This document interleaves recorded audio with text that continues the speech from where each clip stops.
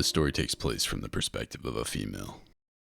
My boyfriend and I had this crazy, disturbing experience on the beach last summer. We thought that it would be a cool idea to ditch the hotel and camp right by the shore.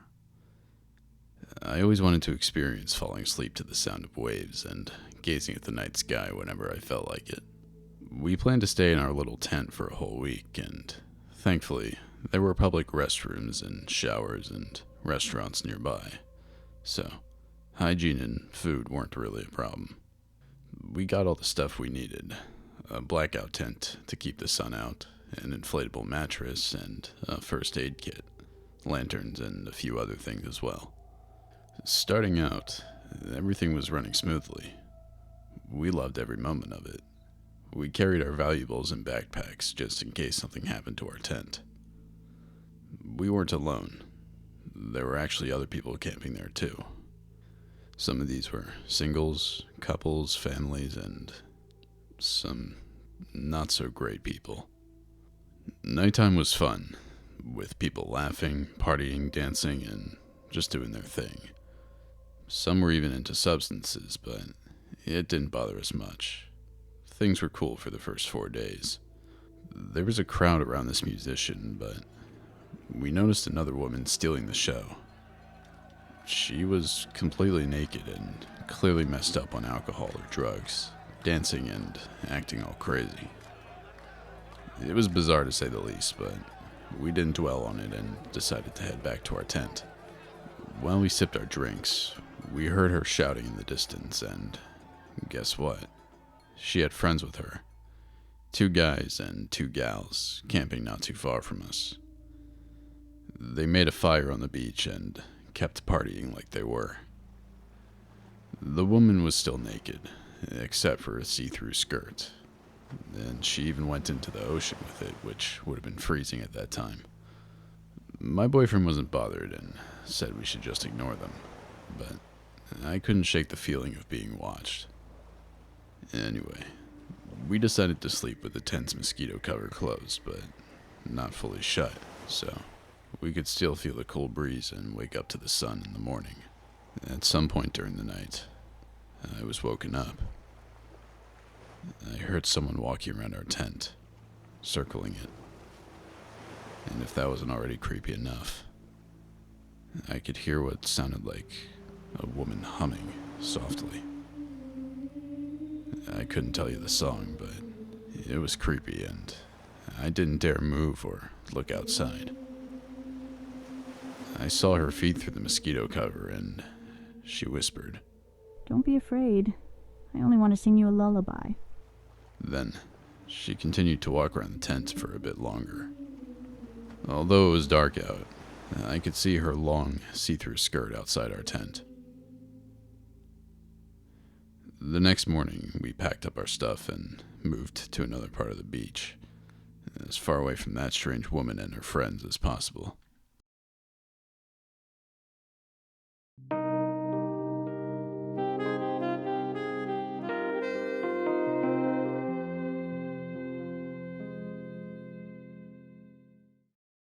Alright, so this story was from when I was a kid, back in the mid-90s.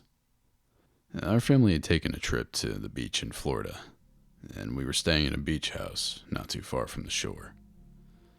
One day, we went down to the water, and though I was supposed to stay close to my mom, I wandered off and got lost. The houses in the area all looked pretty similar, and I couldn't spot Mom anywhere. To make matters worse, it started to rain. I thought I found a path leading back to our house, but it actually led to a parking lot. In that lot, there was this big, dirty van parked all alone.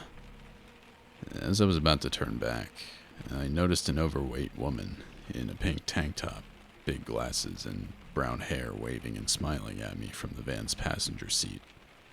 She seemed super friendly and worried about the rain. She said they could take me to find my mom since it was dangerous to be out in the rain, warning me about lightning strikes and all that. The man in the driver's seat was really overweight, shirtless, hairy chest and sporting some tacky gold chain and yellow-tinted Elvis shades. He was smoking a cigarette, and I knew that wasn't cool to do. The woman came out of the van, kneeled down next to me, and started talking to me. She asked me how old I was and said that they had 2 boys my age at their place. They even invited me over for the night, promising movies, Nintendo, and all kinds of cereal in the morning. As a 7-year-old, that obviously sounded amazing to me, and shamefully, I kind of trusted them.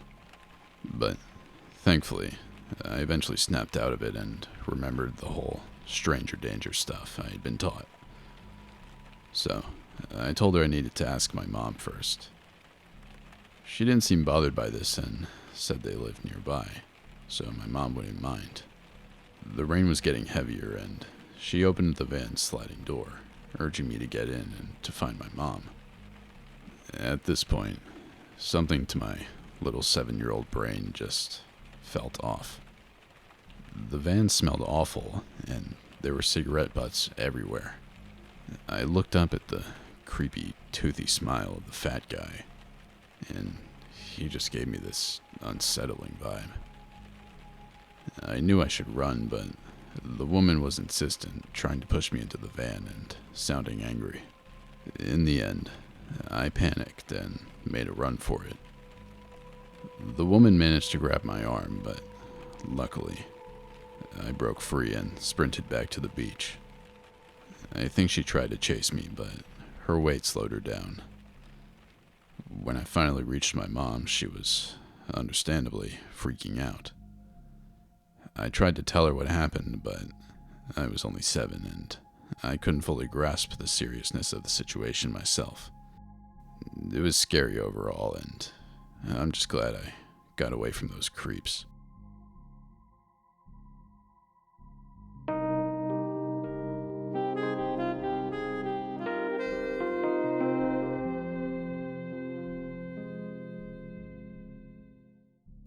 So, last summer, I turned 21, and my family and I were on vacation at Myrtle Beach. We stayed in this cool resort right up on the beach, on about the 13th or 14th floor maybe, in one of those timeshare units. One night, I couldn't sleep, so around 3 a.m., I stepped out onto the balcony for some fresh air. I gotta say, the view was stunning with a full moon and the moonlight reflecting on the water. The beach was totally deserted, which was pretty unusual. So, I thought to myself, why not take a little walk on the beach and listen to some music to relax? I figured I'd be back in 10 to 15 minutes before anyone even noticed I was gone. It was a reckless move not to tell anyone, especially in Myrtle, but hey, it seemed harmless at the time. I made my way down to the pool area and the outdoor bar before 2 boardwalks leading to the beach. The whole place was completely empty. As I was walking down the right boardwalk toward the beach, I saw someone coming my way. It was a dude in his late 30s, looking edgy and wearing square glasses. Something about him just gave me the creeps, and he didn't seem like he belonged in the resort. I nodded at him as we passed each other, but I couldn't shake off the feeling. Once I finally hit the beach, I decided to walk parallel to the water to enjoy the view. It was so peaceful, but suddenly, I got this eerie sensation that something was off. I turned around and saw the same guy following me, not too far away. I tried to convince myself that it was just a coincidence, but deep down I just knew something wasn't right. In a test of my own sanity, I changed direction and did a complete 180, and guess what? He changed direction too. Panic started to set in at this point, and I took off running along the water, and he started chasing me, making sure that I couldn't escape to the boardwalk.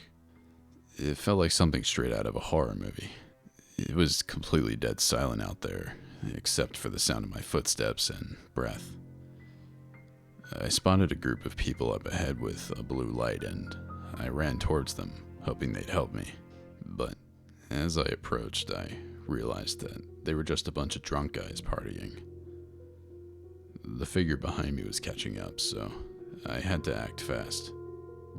I ended up surprising the guy by turning around and running straight towards him. I then veered to the right, and it caught him off guard, allowing me to get away.